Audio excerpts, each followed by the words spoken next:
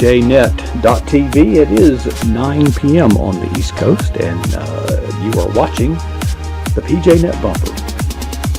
But not for long, but we are recording this. We are streaming to Facebook, Twitter, and YouTube. Our guest is waiting in the green room. Our folks are waiting in the chat room. We'll count it down to Studio 40 Alpha starting now.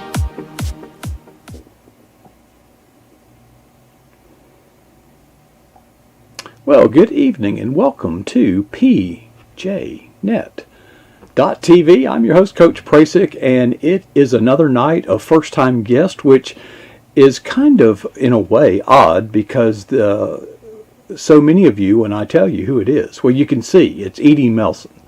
And Edie Melson is so well known and so well loved in the author and writer community. I asked myself, and I even asked her today, how have we not intersected up to this point? But in any event, we're fortunate. Edie, thanks for joining with us tonight from your, I guess that's your office in the great state of South Carolina, and the beautiful mountains behind you are testimony to the beauty of the countryside that you reside in. But you have just gotten back, I guess, from not the biggest conference, not the biggest writing conference, but a significant one, an important one in Central Florida.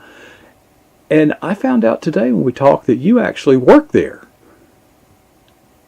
Well, yes, I was teaching there. I was teaching the spiritual track, Soul Care for Writers. Soul Care for Writers. And you do this, you have this, folks, I think you all know this, but Edie Melson is like the queen bee of the Blue Ridge Mountains. It's a mouthful. The Blue Ridge Mountain Christian Writers Conference. The BRMC, it's got, anyway.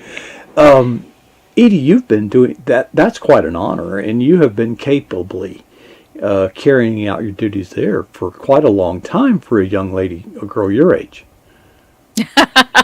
Well, I appreciate that. I'm not a girl my age necessarily. My husband and I are coming up on 40 years for our anniversary next month. And I've been the director of the Blue Ridge Conference for about 7 years, but I have been attending that conference since 2000. So about 21 years. So back in 2000, you go to this conference. I haven't been to that one. But anybody you talk to says this is the mother of all Christian writer conferences. It's a big thing.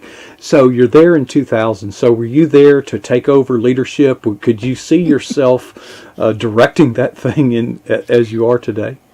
Absolutely not. I was so lost and so green. I made every mistake in the book, and I was just thankful to get out of there with my reputation intact. How many conferences do you attend a year? Before COVID, I attended about between 13 and 15 a year. Wow. That's a full-time job. It does keep one busy. That is unbelievable. Folks, we're going to turn our attention in a few minutes to Edie. You've written many books, but you have a newest book that we want to talk about tonight. But we'll save that for a few minutes. Your list of books are as long as my arm, so I didn't know. I wasn't going to try to mention all of them, but give us not a dossier, a resume of some of the work you've been doing, because your latest work is actually, I think, part of a series, isn't it? It is. It's part of the Soul Care series. I have co-written books with folks. I had a book come out a couple of years ago called Unruffled, Thriving in Chaos with Rhonda Ray. I've co-written with Diane Mills, and I've written several books for writers on social media. I also have 2 novels out. I write weird stuff. I write sci-fi and steampunk. As if you needed something else to do. among your many talents. And how many business cards do you have to have? You do you're director for the conference, you're an author, you also do social media coaching. And has COVID had a positive impact on that, because people are starting to realize, hey, I need this? At first, it had a very positive impact, but right now everybody is really tired of being online. So it's kind of hard to keep the excitement going right now. But social media for me is a ministry. It is an outreach of the writing ministry that I do, and it's a way to reach the world without leaving home. I consider it a ministry, just a mission field that is underdeveloped. But so many writers and authors, they go to these conferences and they're going to hear platform. They're going to hear it, and they're going to be encouraged. And many of them they go home and they think, well, how do I do this? And one of two things happen. They either don't do it, or they try to do it themselves, or they try to do it themselves and realize, I can't do this. Maybe I should get some help. So when people come to you, are they frustrated? Have they botched it? Do you have to do a lot of repair work? Or what is the typical life cycle of trying to build a social media platform? I think when they come to me, a lot of times they've either been wary of starting, and so they want me to really help them get started so they're not familiar with anything, or they have tried it themselves and have gotten in over their heads. But most of them are frustrated and really and truly a little hesitant and nervous. Some are even scared about the possibilities of things that could go wrong with social media. What are some of the things that could go wrong, or at least in their mind? Well, a lot of them are afraid of being nothing but self-promoting. Others are afraid of offending people. Still, others are afraid of the time commitment it takes. And one of the things that I teach authors how to do is how to utilize social media in 30 minutes a day or less. Well, I'm glad you said that, because I was once a personal trainer. And people come to me because they are out of shape, they're overweight, whatever it may be, and they want a quick fix, and they're willing to invest, in the short term. But I always try to prepare them. You didn't get in the bad shape you're in a short period of time, and it's not the quality of the workout; it's the consistency. Yes. It would, but so many people, they just want to say, here, let me do this and fix it. But that's not how it works, is it? It really isn't. I constantly remind people it's those small, consistent steps that get you much further, much faster than if you try to spend 3 or 4 hours twice a month on it. Because then basically you're starting over every time. What about the people that say, well, listen, here's what I'll do. I'll buy a bunch of Facebook ads. Good idea? Bad idea? I'm not a huge fan of Facebook ads, simply because they're constantly changing the algorithms, and it's very hard to target your audience consistently. There are people out there who can train you how to do that and have good success with it. That's not one of my strengths. And I think it's important to know that not everybody, or that not anybody actually can know everything about social media. We all have our strengths and our weaknesses.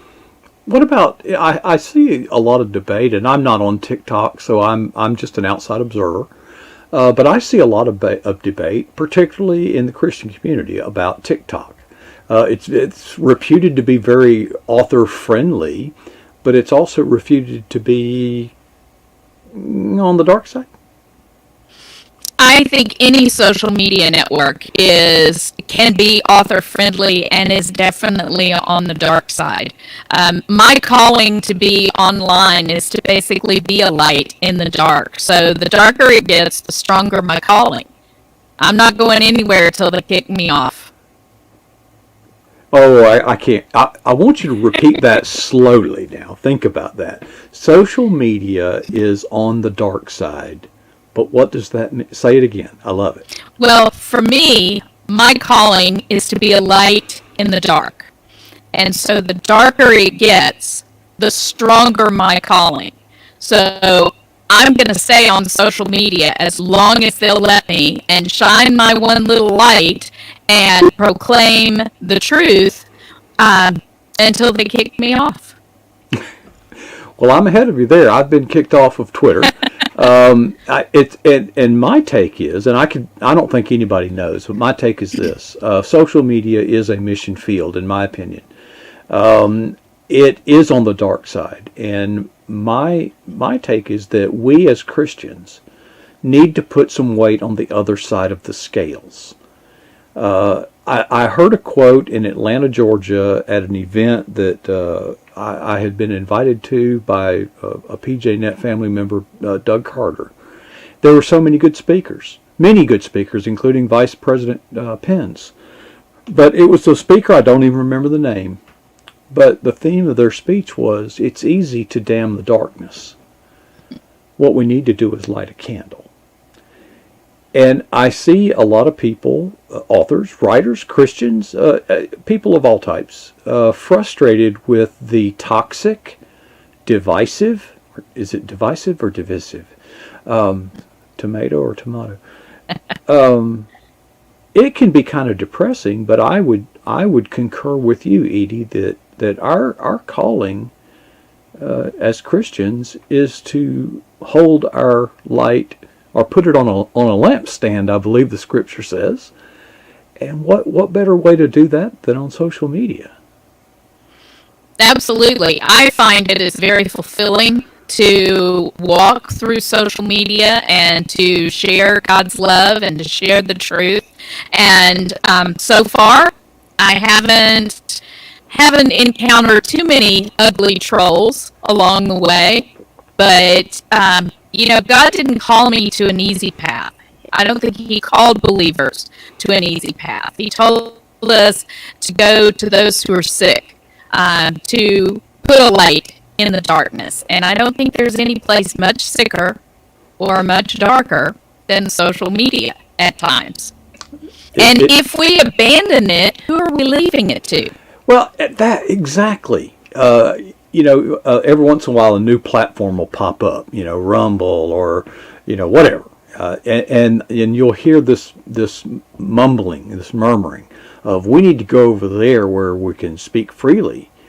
And I thought, and surrender the turf to who? Without even a fight? We need to, as long as that window is open, we need to proclaim the truth, because it's really not our power anyway. It's really not our words anyway. But I do understand the appeal. What do you, when you have people that post, you coach social media stuff. So my advice, when people start trolling, antagonizing, my advice was to ignore it. What do you think? That is generally what I advise as well. We're not called to be quarrelsome, so I refuse to engage in arguing, and it's really hard to argue with someone who won't argue back. Yeah. Well, there's also some organized reply trap schemes out there. They act in wolf packs, and once you reply back to them, the entire wolf pack reports you, and the algorithm, if you get a lot of reports against you, will, temporarily at least, suspend your account. But here's the thing that convinced me not to bother trying to reply, because I have seen thousands of these dialogues on social media, back and forth. And I have yet, Edie, to see either side say, I've been considering some of the points you've made, and I've come to realize that I'm wrong and you're right. I would like to sign up for your cause. It's so futile. It really is. And the fact of the matter is, I refuse to have those kind of controversial discussions in a crowded room with thousands of eavesdroppers. Mm-hmm. I will go toe to toe with you in person, where you can see my heart and we can discuss it. But I'm not standing on a street corner shouting. Yeah. That's not what I was called to do. And I think it all ultimately goes down to what my grandmother always told me. Don't get into a stinking match with a skunk because it's their business. Golden. Well, Edie, we're closing in on a few. We got a few minutes left. I wanted to talk about and call some attention to your newest work, which is over there. It's called Soul Care. When you're grieving, you have been. This is part of a series, but you've been working on this particular book quite a while. I have. The series was contracted in 2018, and the first two books came out in 2018, 2019. And I started writing this one, Soul Care, When You're Grieving, the end of 2019. And then last year, on November 23rd, our precious daughter-in-law was killed in a tragic accident, leaving my son and their 3-month-old baby. And so it was right when the book was due to the publisher, and I called my publisher and I said, I can't do this. And she said, of course you can't do that. And so we pulled the book, and she said, when you're ready, let me know and we'll put it back in the lineup. And so what I found was, for almost a solid year before this tragedy struck, I was studying what it meant to grieve. And of course, you can never be prepared for grief, but there are certain truths that I was able to carry into my own grief journey that eased some of the burden. It's one thing to research to publish a book, but it got real personal. Did it change anything that you had? Did you go back and edit some things, change some things, add some things? I did. I didn't change a ton of things, but I did change some things because I felt like it added a richness to the book and also an immediacy. And I wanted to dedicate the book to my daughter-in-law. And so it made sense to mention her in the book. I know that it's a topic that, it's unwelcome. Period. It's an unwelcome topic, but it's a reality that we can't avoid. Some things that I have seen, I still don't have a grip on it, Edie. There are times when I want to tell people, get over it. Would your loved one want you to be wallowing in this? And they say there is no set time to grieve. Some people get back to work, sooner than others. But a year later, really, still keeping artifacts around the house of your loved one that bring you to tears. I don't know what the right thing to do is, Edie. Is there any help in your book for those of us who are just bumbling idiots? I mean, well, I think one of the things that I discovered is everybody grieves differently. An introvert will grieve differently than an extrovert, and we even grieve different changes differently. So, like when my best friend and her daughter were murdered in 2001, I grieved in one way. When my dad died from Alzheimer's in 2014, I grieved another way. And then when we lost our daughter-in-law, it was yet another way. I think that it's really important to realize that everyone has to grieve at their own rate and in their own way. But I also think it's acceptable to say, I understand that you're going through this and I can help here, but maybe you need some other kind of help over here. Yeah, I wonder, in the tragic case, an unexpected death, is that harder or easier than the chronic, protracted decline? In some ways, I mean, both of my parents died instantly, just poof. Okay, I've always kind of been thankful for that, because I didn't have, having studied it, which is harder? I think it's more than just how they died, whether it was quickly or protracted. I think it's also the closeness of the situation. My daughter-in-law's passing was made all the more poignant because of her newborn son.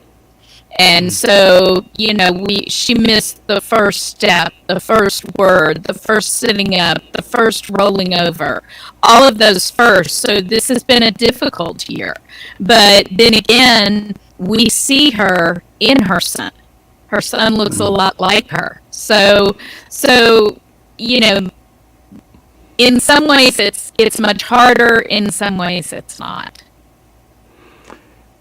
Soul Care is a series. This is what you said, the third? Yes. How many more? One more. Going to tell us what it is? Yes, it's going to come out next June, and it's Soul Care When the Nest is Empty. So sometimes empty nesting can be a really difficult time. Well, that's very timely. I guess I fall into that category, but as long as I have my dog, I'm okay. Yeah. And, well, Edie, gosh, I don't know where the time has gone. I really appreciate you taking your time out to share with us. I know that you're busy, and I know that you carry, it's not only the busyness, it's the weight of the responsibilities that you so capably shoulder. And I just have observed at some distance your conduct and your work, and I appreciate what you're doing, and I appreciate you taking time out to just share with us, a little insight behind the scenes. Edie Nelson, at home, relaxed, chilled. Well, it has been an honor to be here. I've also been watching you, and this is kind of a little bucket list thing. I really have wanted to be on, so I'm very excited to be here. Well, just let us know next time you, quote, want to be on. Don't wait for me to. And if you're watching this, you may say to yourself, well, gosh, I'd like to be on PJNET. Well, here's the deal. PJNET is a place that we provide a platform for everyday Christians to share their walk with Christ. You don't have to be an author. You don't have to be a writer. You just have to be a Christian and just share your walk with Christ. And Edie, thank you so much for your words of encouragement to all of us, and your coaching and just all your ministry in so many ways. And appreciate you sharing with us tonight. And, hang around. We got Julie Lavender coming up in just a minute. I think you know her, don't you? I do, definitely. She actually writes for me on my blog. Well, it's not like you don't write enough. You got to bring others on, so you'll have something interesting, I guess. Yes. All right, well, Edie, thanks so much for sharing, and we'll see you. Hey, let us know when your book is published so we can have you back and talk about it. All right, thank you. Thank you. Well, folks, that is Edie. Hey, look, our camera's working. It's not froze up. That's the view from the Eagle's Nest, the view up top here at PJNET.tv. That was good. Did you enjoy that? I did, and I don't have a choice. You realize that. I mean, I have to sit here and put up with it no matter what. But I enjoy what I do. It's a blessing to me, and I hope it's a blessing to you. Don't touch that dial. In a few moments at the bottom of the hour, Julie Lavender will visit us. She is standing in for Michelle Medlock-Adams. And I've got a little work to do to get ready. Got to top off the coffee, for one thing. Here's your homework while we're waiting. 2 questions. It's pass or fail. You can grade your own paper. First question. What is the boldest thing that you have ever done for Jesus Christ? Second question. When was it that you did that boldest thing? How long ago? In any event, whatever your answer, I hope that we will never be satisfied with our answers to either of those 2 questions.